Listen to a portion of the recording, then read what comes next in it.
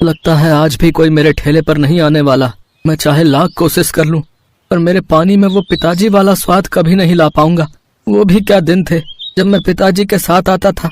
उनके पास इतने ग्राहक आते थे कि उन्हें बात तक करने की फुर्सत नहीं मिलती थी। काश मैंने भी इस काम को उतनी ही लगन के साथ सीखा होता। ये कहानी है किशन की, जो पानीपुरी का ठेला लगाता था, लेकिन पूरे दिन मुश्किल से उसके ठेले पर 2-4 लोग ही आते थे, और जो आते भी थे फिर दोबारा वो कभी उसके ठेले पर वापस नहीं आते थे। किशन ये बात अच्छे से जानता था कि उसके गोलगप्पे तो करारे बनते हैं, लेकिन उसके पानी के स्वाद में ही कमी थी।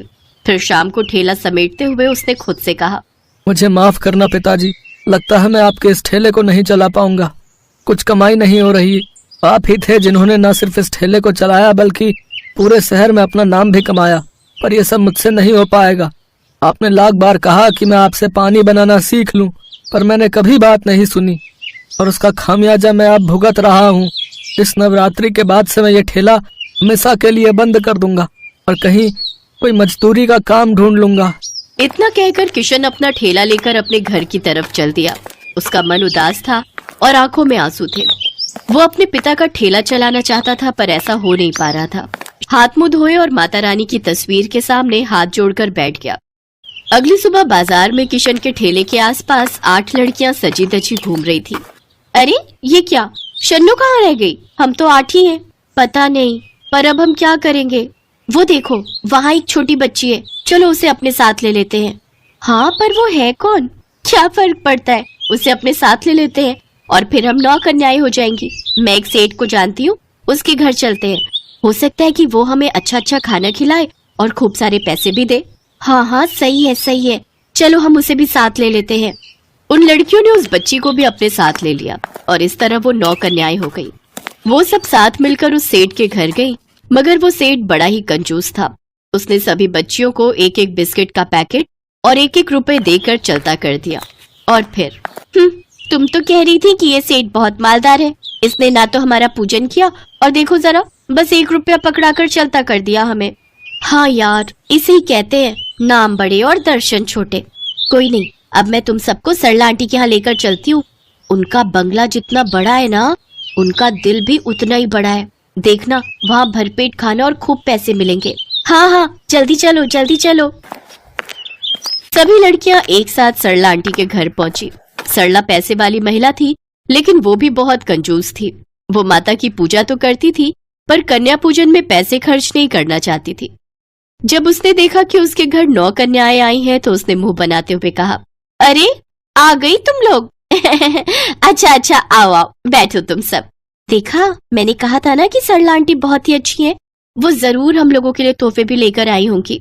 पर उन बच्चों की उम्मीदें तब टूट गई जब सरला उनके लिए थाली में 1-1 पूरी और थोड़ी सी सब्जी लेकर आई और उन सबके हाथ में 2-2 रुपए थमा दिए। सुबह से घूम घूम कर बच्चियां थक गई थी। उन्हें जोर की भूख लगी थी, लेकिन 1 पूरी से कहाँ कुछ होने वाला था। वो गुस्से में घर से बाहर चली आई।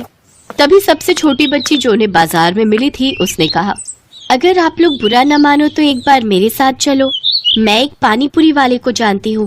वो भले ही हमें पैसे ना दे पाए, लेकिन जी भर कर पानी पूरी खाने को जरूर मिलेगी। क्या कहा? पानी पूरी? हाँ, ले चल हमें। वो छोटी बच्ची सारी बच्चियों को साथ लेकर किशन के ठेले पर आई। किशन ने जब एक साथ 9 कन्याओं को देखा, तो उसे उन कन्याओं में माता रानी के 9 रूप नजर आए। उसने बच्चियों के सामने हाथ जोड़ लिए। आज नवमी है और मेरे सामने माता रानी के 9 रूप हैं, पर मेरे पास सिवाय पानी पूरी के और कुछ भी नहीं। और वैसे भी मैं परसों से ये ठेला बंद करने वाला हूँ। अगर आप सब चाहो तो यहाँ विराजो, मैं आप सबको पानी पूरी का ही भोग लगाऊंगा। कोई बात नहीं, हम सब पानी पूरी ही खा लेंगी। वैसे भी बहुत भूख लगी है। आप पानी पूरी लगा दो हम सबके लिए। लाइए, मैं आपकी कुछ सहायता कर देती हूँ। नहीं गुड़िया रानी, तुम बैठ जाओ, मैं कर लूंगा। अच्छा ठीक है, तो फिर मैं पानी चला देती हूँ। इतना तो कर ही सकती हूँ।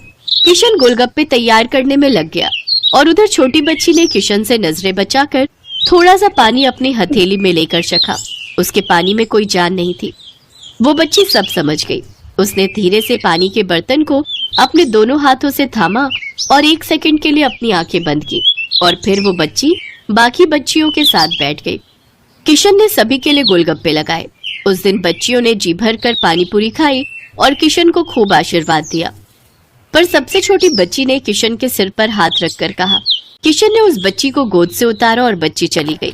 थोड़ी देर में किशन के ठेले पर कुछ ग्राहक आए और जब उन्होंने पानी पूरी खाई, आहा, भैया वही स्वाद, बिल्कुल रामदास भैया जैसा भैया, बल्कि आहा उनसे भी अच्छा। अरे कमाल हो गया भैया, मजा आ गया भैया, कसम से और खिलाओ। किशन को विश्वास नहीं हो रहा था। उसने फौरन एक प्लेट में थोड़ा सा पानी लिया और उसे चख कर देखा। पानी का स्वाद एकदम से बदल चुका था। वो गजब का स्वाद लिए हुए था। किशन ने उस बच्ची को देखने की कोशिश की, लेकिन वो बच्ची उसे कहीं दिखाई नहीं दी। उसने आसमान की तरफ हाथ जोड़े और माता रानी का धन्यवाद दिया और फिर भैया एक प्लेट पानी पूरी लगाना। और मुझे भी। और फिर इस तरह माता रानी की कृपा से किशन का पानी पूरी का ठेला चल निकला, क्योंकि अब किशन के हाथों में भी वो हुनर आ गया था जिसकी उसे जरूरत थी।